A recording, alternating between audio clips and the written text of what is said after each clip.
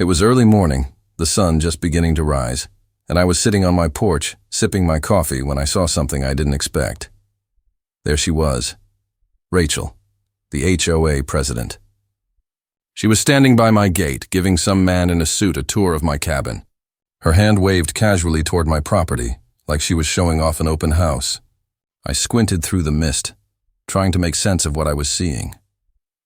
"This is it," Rachel said to him, smiling like she already owned the place. The man had a clipboard in his hand, and when he looked at my cabin, I could swear he was already picturing it as his new home. I stood up, clutching my coffee mug, my gut twisting. Something felt off. "Hey," I called out, my voice firm. "Can I help you?" Rachel didn't flinch. She just turned to me with that cold, smug smile of hers and said, "Yes, you can. You can move your stuff out. This place is officially on the market." I stared at her, stunned. At first, I thought maybe it was a misunderstanding, but when I saw the for sale sign she had shoved into the dirt, my address, my property, with her name printed at the bottom as the community representative, I realized it wasn't a joke. "Ma'am, this is my home," I said, walking toward them, my grip tightening on my coffee mug. Rachel's smile didn't fade. If anything, it got colder. "Not anymore," she said. "The HOA decided to sell it. We've got buyers lined up." I took a breath, trying to stay calm. "Interesting," I said slowly, "because last I checked, the HOA doesn't own my land." Her eyes flickered to the man next to her. Then she whispered something to him, like I wasn't even there. He leaned in, nodded, and whispered back to her, "Don't worry. He won't be here much longer." That's when I noticed the lock on my gate. It wasn't mine. She'd changed it. I reached for my phone, ready to call the sheriff, but then a better idea hit me. Instead of playing their game, I'd make my own move. I didn't say another word. I turned and walked back to my shed, grabbing a heavy chain, a lock, and a sign I'd been saving for just such a moment. By the time they realized what I was doing, I'd locked up the gate and hung a bright red sign on it that read, "Private property. Trespassers will be prosecuted." Rachel's face went pale. The realtor's smile faded, and she stepped forward, anger boiling in her eyes. "You can't do that," she snapped. I took a long sip of my coffee, savoring the moment. "Watch me," I said. Rachel's voice raised, high and sharp. "You're obstructing an official sale. I'll call security." She pulled out her phone, dialing quickly. I leaned against the gate, arms crossed, watching her with amusement. "Go ahead," I said. "But make sure they bring real badges this time." The realtor stepped back, clearly rethinking whatever commission he was hoping to earn from this mess. "Maybe we should," he started, but Rachel waved him off. Just then, an old beat-up SUV rolled up the dirt road. Dust swirled in its wake as two men stepped out in what looked like uniforms. No department names, no patches, just badges that looked like something you could pick up online for $12.99. "Sir, we're gonna need you to open this gate," the taller one said, his tone commanding, but I wasn't intimidated. I smiled. "And I'm going to need you to tell me what law gives you the right to be here." Rachel's arms crossed. "These men are from community enforcement. They have the authority to do this." I stepped closer to the gate, my voice low but firm. "See, here's the thing. I know real law enforcement. I've trained them. SWAT, state police, you name it. And you two," I glanced at the fake badges they were wearing, "aren't on any roster I've ever seen." The two men exchanged a look, unsure of how to respond, but Rachel jumped in, trying to save face. "You can't intimidate me with your stories," she sneered. I pulled out my phone. "It's not a story, it's a live call to the sheriff's office. You can either leave now or explain to him why you're impersonating officers on my property." Rachel's eyes narrowed. But before she could argue, I heard the unmistakable sound of a county patrol truck rolling up the road. The truck slowed to a stop behind the fake SUV, its red and blue lights flashing against the trees. The real sheriff stepped out, looking like someone who didn't need to say much to be taken seriously. Broad shoulders, mirrored sunglasses, the kind of man whose presence commanded respect without raising his voice. "Morning," he said, glancing between me, Rachel, and the two security officers. "Somebody want to tell me why I'm here?" Rachel wasted no time. She stepped forward with that air of superiority, ready to take control. This man is illegally occupying this property. The HOA has a buyer, and he's blocking the sale. Plus, he threatened our security officers. The sheriff's eyes flicked to me. Is that true? I took a deep breath, shaking my head. No, Sheriff. This is my land.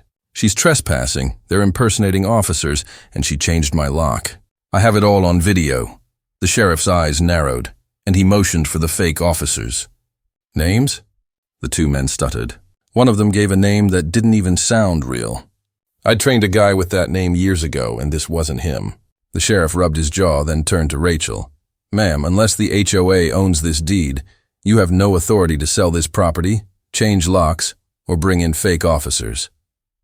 Rachel hesitated, then smirked. Actually, I do have the deed.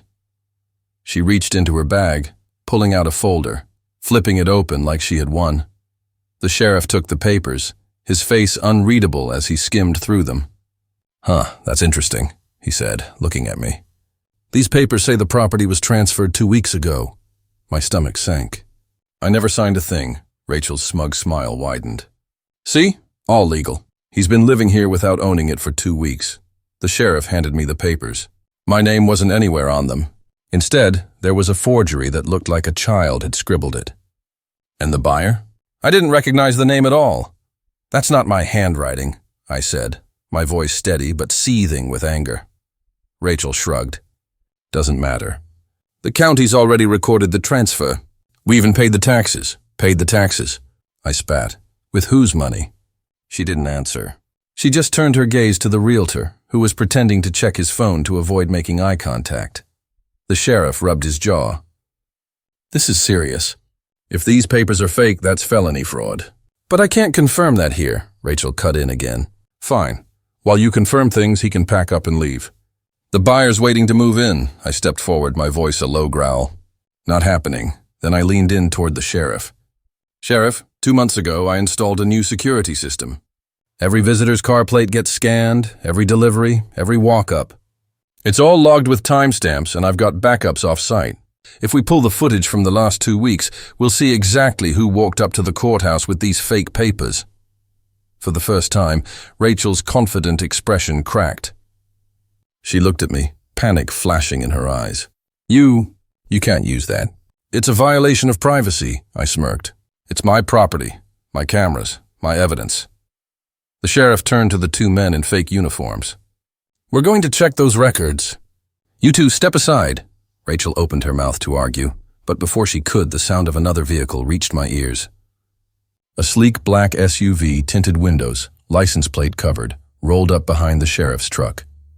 The man who stepped out was tall, wearing a designer suit that didn't belong on this dirt road. His eyes locked on Rachel for a moment, and I could see her face drain of color. I didn't think you'd come in person, she stammered. He didn't answer. He just gave her a cold, calculating look before turning to the sheriff. Officer, we don't need to escalate this. We have paperwork. We have rights. Let's settle this privately. The sheriff glanced at me, then turned back to the man. And you are? The man pulled out a business card from his wallet. The logo said Marlowe and Steele Holdings. I'd never heard of them, but Rachel looked like she had. I stepped forward. So you're the buyer? The man smiled, but it wasn't friendly. Let's just say I represent people who need this property urgently. I raised an eyebrow. Funny, because I don't recall putting it up for sale. Rachel was quick to jump in. Mr. Steele has connections. This is bigger than you think. If you just move out, you might even get compensated. But her fake kindness didn't fool me. Her eyes darted nervously, like she was afraid of what would happen next. The sheriff wasn't impressed. Either this deed is legitimate or it's not. And until I confirm that, no one's going past this gate. Mr. Steele's gaze hardened. You have no idea who you're dealing with, he said, his voice low and dangerous. I couldn't help it. I laughed. Funny, that's exactly what I was going to say. His expression shifted just slightly when I added, you might want to check whose name is on the original title. The one filed in 2005. The sheriff glanced at me. Original title? I nodded. Filed in 2005, my father's name? Then transferred to me when he passed. I still have the certified copy, notarized and locked up where no one here can touch it, Rachel scoffed. That doesn't mean anything. Titles get updated. This one was updated, she said, pointing at the folder the sheriff was holding, but her fingers were trembling. I leaned forward, making sure Mr. Steele could hear me clearly. Here's the problem with your plan. You bought a fake deed from someone who didn't own this place. And when that comes out, it's not me facing charges. It's you, the sheriff's radio crackled. Dispatch to Unit 4. We've pulled the courthouse security cam footage from 2 weeks ago. That property transfer. Yeah, the suspect's a woman, mid-50s, blonde hair, floral blouse. Everyone turned toward Rachel. Her face went ashen. That's not me, she said, voice shaky. I wasn't even there. The sheriff walked to his truck. We'll see about that. Rachel knew what was coming. Her plan was falling apart. I glanced at Mr. Steele. Funny. You might want to rethink who you're working with. And just like that, the tables had turned. The sheriff confirmed the deed was a fraud, and within hours, Rachel was arrested for fraud, trespassing, and changing locks without permission. Mr. Steele was picked up for conspiracy and arson. Turns out Marlowe and Steele Holdings had been targeting properties to illegally flip, and mine was just one they couldn't steal quietly. As I locked my gate that night, I glanced at the new sign I'd put up. Protected land, owner armed, and recording. I thought about my father, the title he left me, and the people who thought they could steal it with fake papers and cheap threats. I didn't fight for this country to hand it over to crooks, I muttered. Then I turned and walked back inside my cabin, knowing no one would dare touch it again.